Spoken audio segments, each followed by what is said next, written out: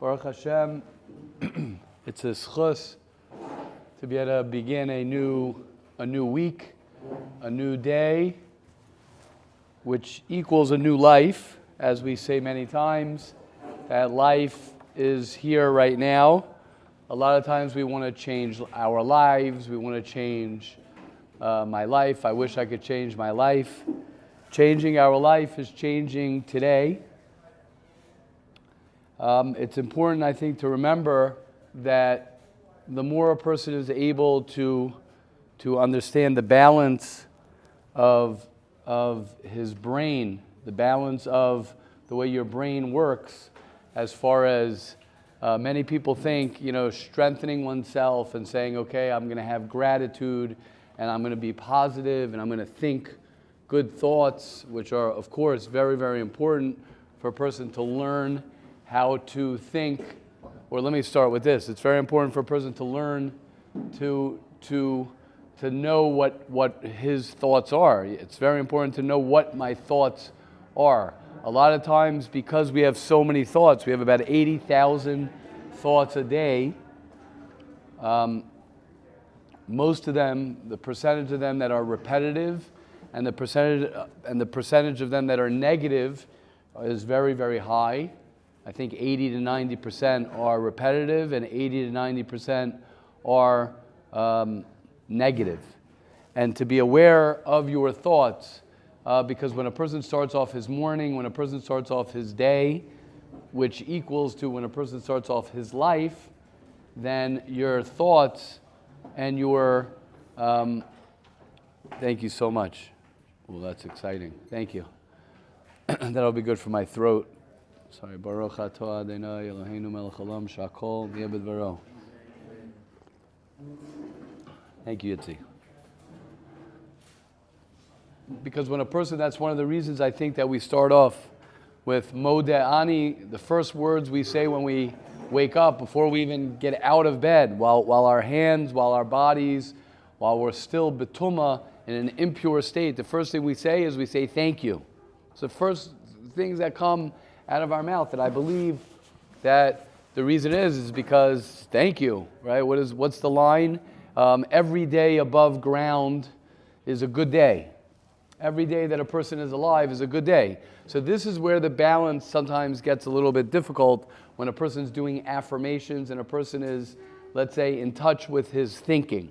Right? Let's say a person wants to start working on having more positive thoughts and saying, good morning, it's a good day, I'm thankful that I'm alive, I'm thankful that I can breathe, I'm thankful that I can feel, I'm thankful that I can move, which is really what the Birchas HaShachar are all about. The Birchas HaShachar, thank you, Kiwi. The Birchas HaShachar are all about thank you, Hashem. Thank you for this. Thank you for that. We start off our day with positivity, because it could be the natural state, especially when a person is tired. Could be the natural thing is for a person's brain and his thinking to be negative. So when we train ourselves to be positive, that helps a person. When a person, right, happy people don't have gratitude. Most people think, oh, he's a happy guy, he's such a thankful guy. No, a thankful person is happy. When you start thinking thankful, positive thoughts, you become happy. Now here, this is where the balance comes in. When a person is just thinking positive thoughts, or he's pushing his brain to think positive thoughts, then he thinks, oh, so everything's okay. I don't have pain, or I'm not hurting, or things are not bothering me. That's not true. It doesn't have to be like that. Most people are like extreme in that. Either I'm totally in pain and I have stuff that I have to work through and I'm negative, or I'm positive and I don't feel any pain. It doesn't have to be like that. It could be that I'm being positive, I'm trying to do affirmations, and I'm trying to think good thoughts, but I still have pain inside of me. I still have things that I have to work through, right? The example that I like, and then I'd like to hear from all of you, right? This is one of the reasons we start off with the Hilchos Lashon Hara. The reason we start off with Hilchos Lashon Hara is because Lashon Hara is a result of my negative thinking. Mitzora comes from Motzi Ra. Mitzora comes, we spoke about it Friday night, how you're bitter about somebody else when you're bitter about yourself. When I have bitterness, so I see in other people. When I'm having a good day and I'm all happy and my thoughts are happy, good, positive thoughts, then I have happy, good thoughts outside. The reason we speak Lashon Hara is because we're negative. Motzi Ra means I take out the Mitzora, which is the person who gets the disease of Mitzora, the spiritual disease, from speaking Lashon Hara, is Motzi Ra, which means I'm pulling out of me Ra, the Ra inside of me, projecting and saying it about somebody else. The mashal that I give, that I was talking about, was that even if a person's saying, "Oh, I'm happy to be alive," any day that I'm above ground is a good day, doesn't mean that I don't have things inside of me that are hard for me. It doesn't mean that things might be hurtful for me, right? The example that I give is someone bangs his knee, right? You know that feeling when you're sitting at a table and you bang your knee and it kills. It literally kills for that, minute, 2 minutes, or whatever it is. So I always say, and a person, let's say, says, okay, Gamzu Latova, we know it's from Hashem, it's from Hashem, it's from Hashem, it's from Hashem, it's good, I'm happy that the only thing that happened to me is that I banged my knee, no big deal, right? Now, that's a very positive thought. That's a positive thought. That's a good thought to say, Baruch Hashem. Now, does that mean that your knee does not hurt? No, of course your knee still hurts. So it's not a contradiction to say my knee is throbbing, but I'm still thankful that it's only my knee. I'm thankful that that's what happened. Okay, so I banged my knee. That's all right. So I'm just saying it's not and emotionally it's the same exact thing. Emotionally, somebody could have an issue that's hurting him, but at the same time, he can try and learn to have positive thinking in general. It's not a contradiction. Again, most people think positive thinking means that everything is all good, and negative thinking means that everything is all bad, where there can be a balance of the two. Okay, question, comments, please. Yes, Binyamin. What? You don't just, so great question. You don't just think positive. If you want to let your thoughts go a certain way, they will, like I said, 80% of our thoughts, we are negative and repetitive. The Alter from Kelm, they say, knew and could track every thought that he has and had.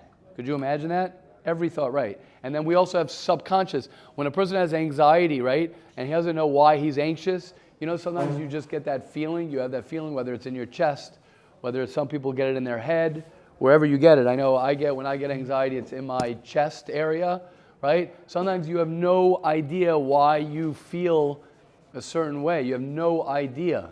You have no idea. That's subconscious. That's subconscious. So the way you learn, underline the word learn, to think positive is you learn, right? I would start with the affirmations. That's what I would start, Binyamin. Affirmations is I would start with making a list of positive things that you would like to begin thinking.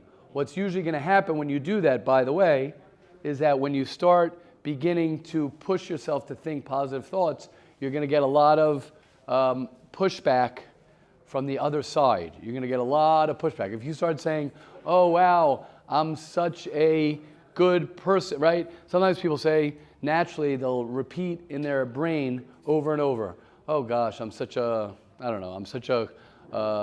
clumsy guy. Some people have that. Oh, I'm clumsy because their parents or someone told them, or their older brother or someone, or their older sister or someone, or whoever told them when they were a kid, oh yeah, you're a clumsy guy. Come on, or someone who needed glasses when they were younger and they would fall a lot. So there are many different ways that it could manifest itself. So you start saying, oh, I'm in the back of your mind, oh yeah, I'm not able to do this, I'm not able to do that. And then you start telling yourself, I'm capable, you're going to get a lot of pushback on that. But I always say you got to start with that. You have to start with that. See the pushback. Then you start learning yourself. You say, wow, I'm really, really a negative guy. I'm really a person who doesn't believe that I can be a successful guy. Wow, I'm really, really a negative guy. But the first step, I would make a list, I would do affirmations, I would write down different thoughts that you want to put into your brain to think. Because what happens is when we judge, that's where Lashon Hara comes in, and then we're going to learn a halacha in a minute, Mirz Hashem. That's where Hilchos Lashon Hara comes in. That what? You look at a guy and you say, oh, that guy is a great guy. And then your other side of your brain is like, no, he's not. He's not a great guy. So the goal in not speaking Lashon Hara is not to say, generalize, the guy's a great guy. Pick something about that guy that's a positive thing that's true, right? Pick something, a nakuda, pick a small thing about that person, right? You're seeing that person, right? You see a guy at lunch, right, taking a lot of food and never finishing it. You could say, okay, wow, I'm so impressed that guy, is so, I don't know, he's so in his own world, and he's not even looking at what everyone else is looking. I wish I could be like that also, to look at just myself and not worry about everybody else, because then I wouldn't be judging him so negatively. I don't know. There are ways you got to play tricks with your brain. Good question, Binyamin.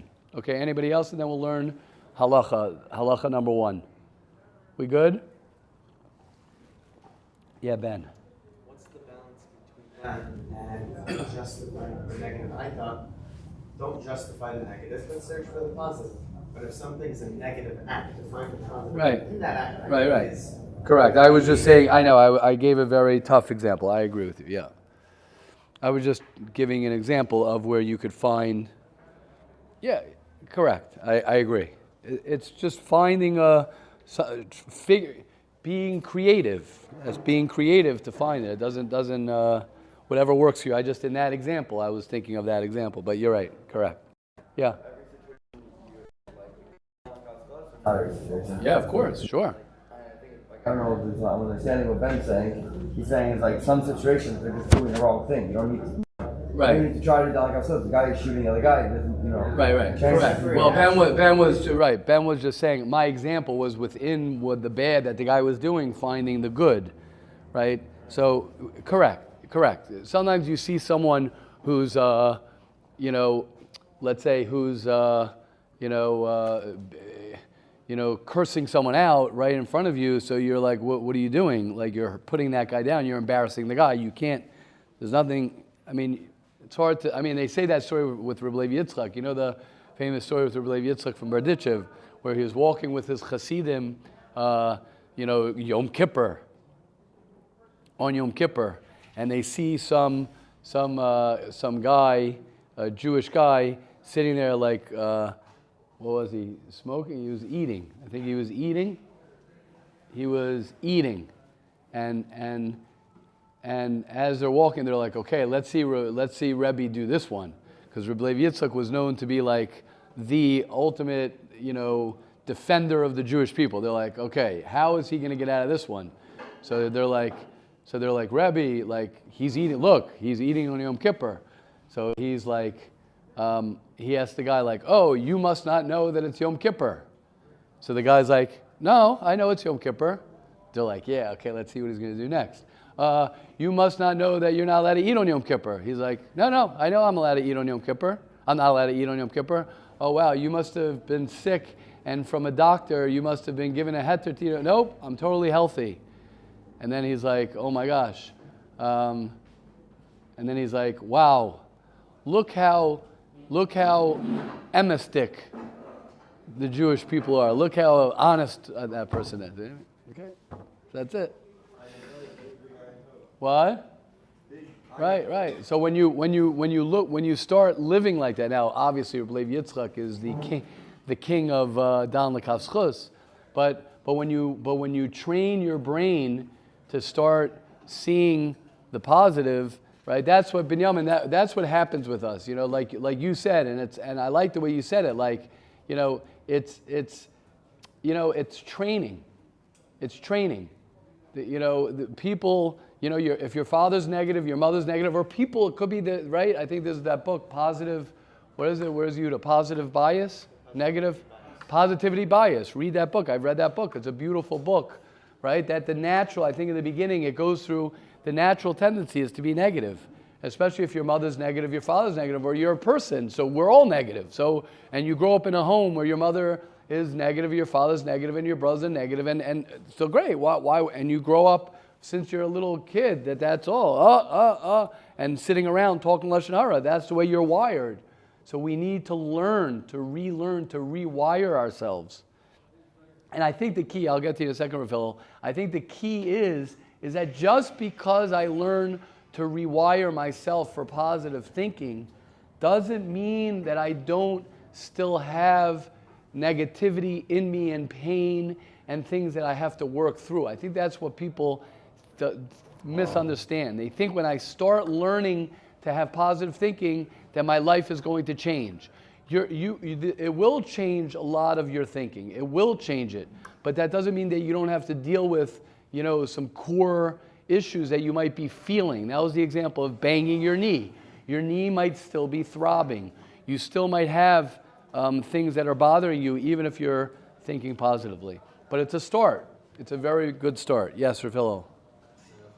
I was agreeing to the example of a dead dog that was on the street, and a CD was saying, "Oh, look how gross this dog is," and the Rebbe was saying, "Look how white its teeth is."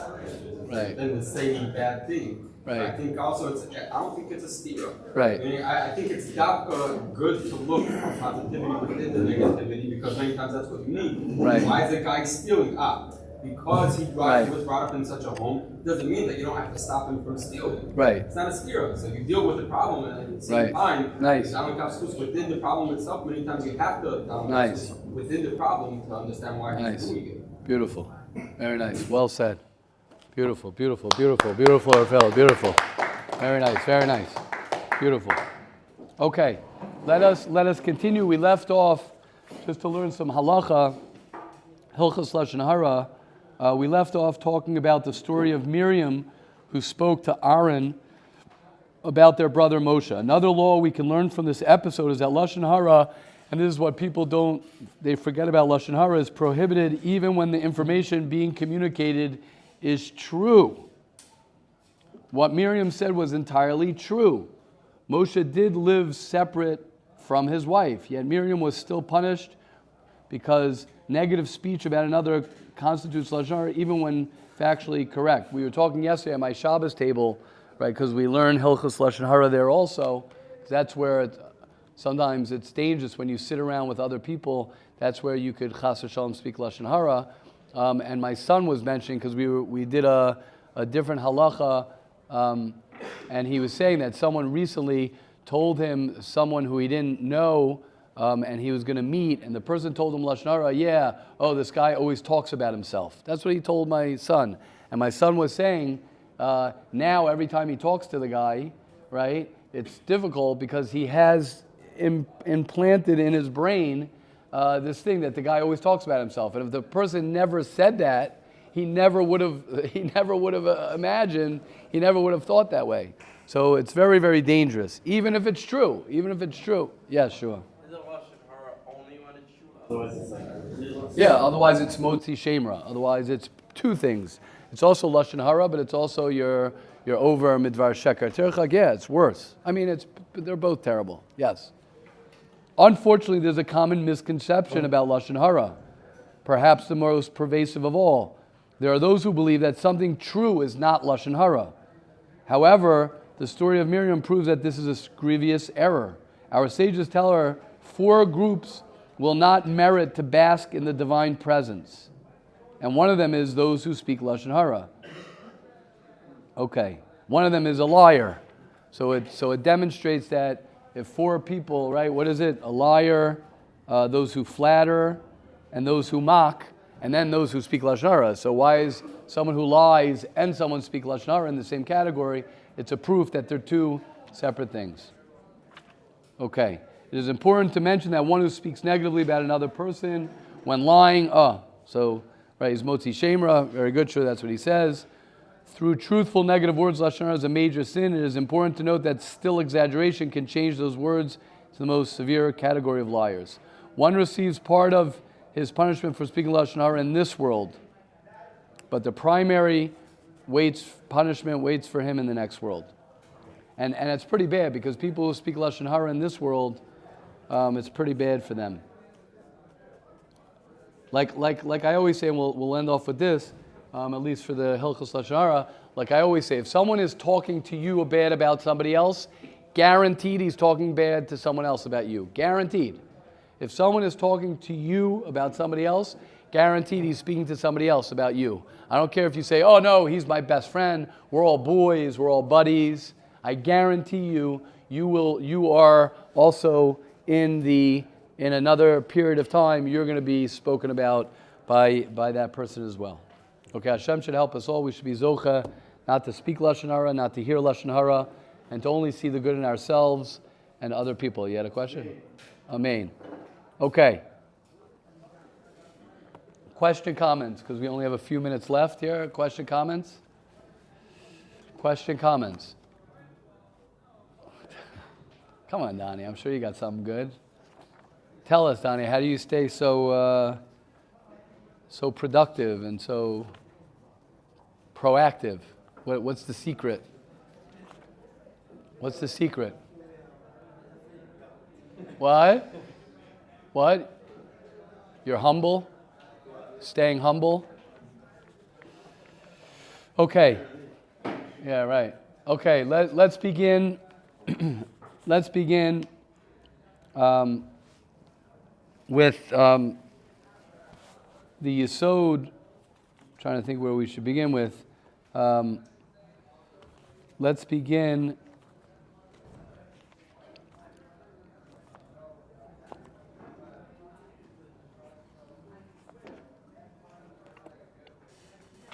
Let's begin with the concept of tahara. Tahara, says the Mesilas Yesharim, is that a person is kol ma'asav al tzad hachachma va'yira v'lo al tzad hachet v'ataiva.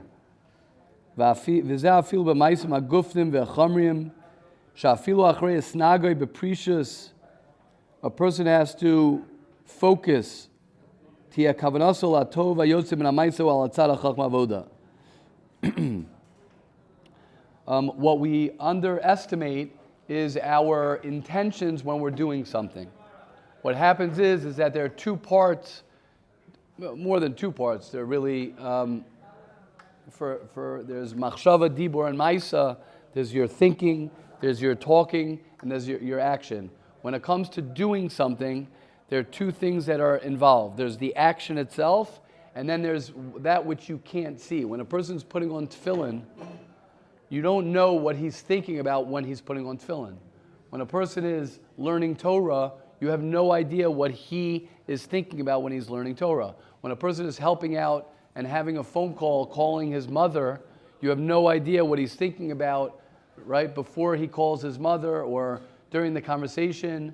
Right? When a person does something, so there are two aspects to what it is that you're doing. There is the action itself, and there is the pnimius, there's the internal. And that's why we can never judge any person. The reason you can't really judge anyone is because you have no idea why it is that the person is doing what it is that he's doing. And the reason that people struggle a lot is because they could be doing actions, but the inside of their connection to the actions, there's a very, very big disconnect.